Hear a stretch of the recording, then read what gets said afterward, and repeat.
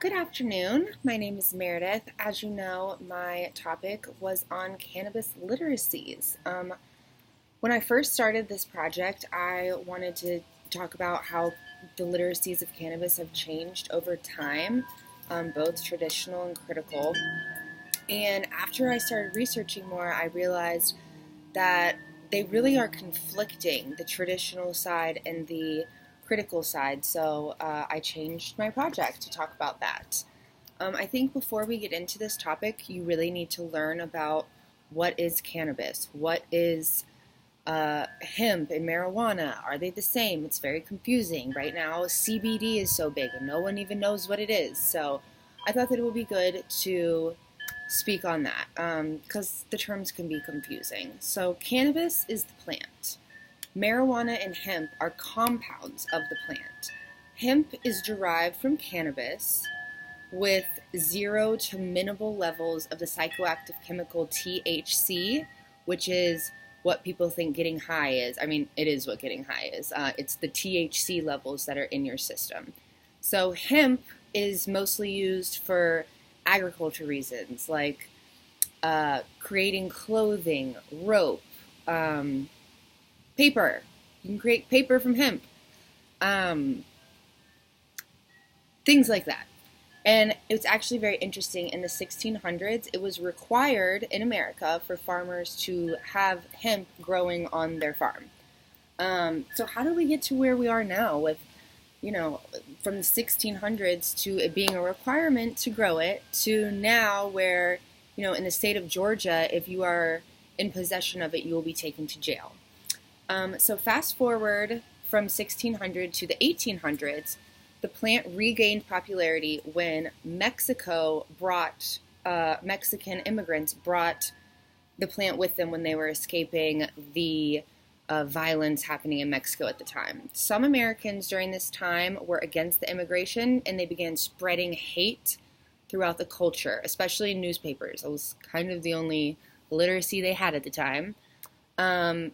There was limited access to any other literacy. You couldn't go to the library and pick up an encyclopedia. So anything that was being talked about in literacy about cannabis at this time, marijuana, was negative. Nothing good. This is when criminalization of the plant really started to take root. Enter the 1930s, the Prohibition era started. This was during the Great Depression.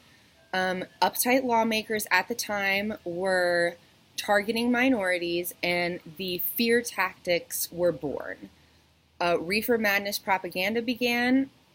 This was kind of the first critical literacy that I found in American culture, excuse me, on cannabis at all, and it was all propaganda. By 1931, 29 states had banned cannabis. In 1937, the Marijuana Tax Act banned the plant completely in America. So that continued through the 40s and 50s, but in the 1930s, interestingly enough, traditional literacy of the New York Academy of Medicine issued a report during the same time stating that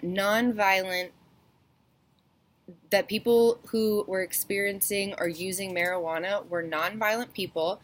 It did not induce drug addiction or insanity. Yet at the same time, critical literacy, the movies on reefer madness are saying that this is the devil's drug, it's going to get a hold of your children, it's, a weed from hell, grew by the devil himself.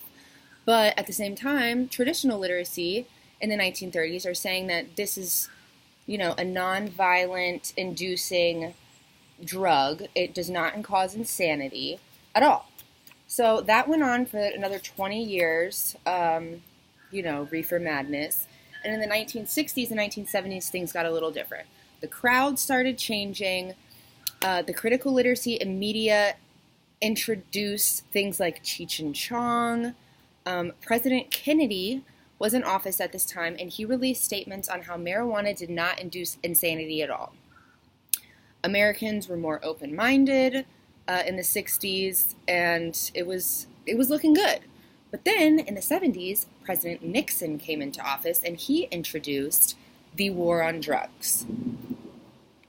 war on drugs was not good for our country. It put cannabis as a Schedule I drug. This made it to where scientists and doctors were so limited, they could be jailed. They couldn't do any research. They couldn't keep putting out traditional literacy that this wasn't a problem, that this wasn't causing issues in our country. Nixon even created a committee called the Schaefer Commission to study drug abuse in America. Their report was titled Marijuana, a Signal of Misunderstanding. So it found that users were passive, nonviolent, no danger to society, and also suggested that criminalization is a poor way to handle this problem. Yet President Nixon decides to keep criminalizing it, to keep it as a Schedule I drug with LSD and heroin.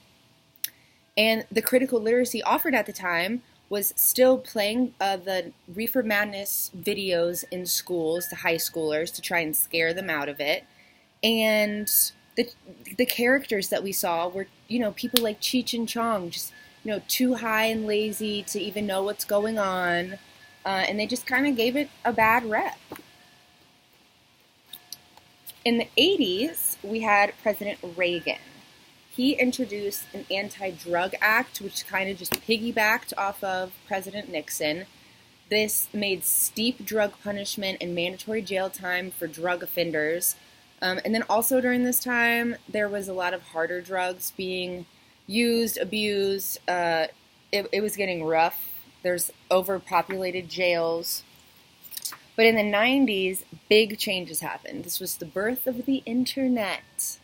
So cannabis started to be viewed as a medicine again because we got back into research. People were putting out stories and were reaching a bigger audience due to the internet. We didn't just have TV and news stations and newspapers and Reefer Madness videos as our education on the matter. Critical literacy, though, is very much stereotyped during this time. Think about the movies that we were given. Friday. One of the best lines and our most notorious popular lines from that movie is, "You don't got no job. You don't have anything to do today, so sit down and smoke this with me." That 70s show came out, I think, in the late 90s, maybe early 2000s. They just sit around in a circle in their parents' basement getting high. It's very, half-baked. All these shows kind of put out one side of what a cannabis user looks like. But traditional literacies at this time were cannabis laws were being written into law in California. Patients were able to get medication. It's so different than the critical movies and TV shows that were being put out and the laws that were being written and okayed for people to use.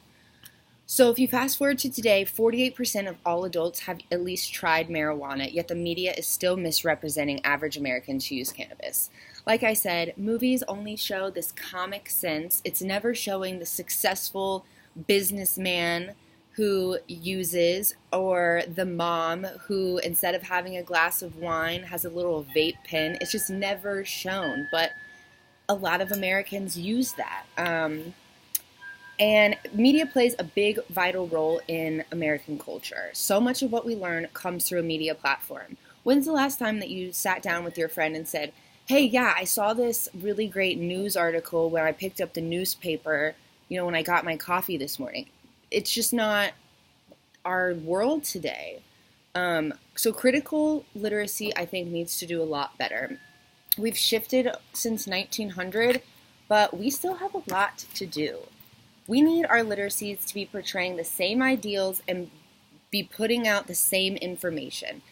It's misleading to misguide people who might actually benefit from its medical uses, and it's all because media literacy was misleading.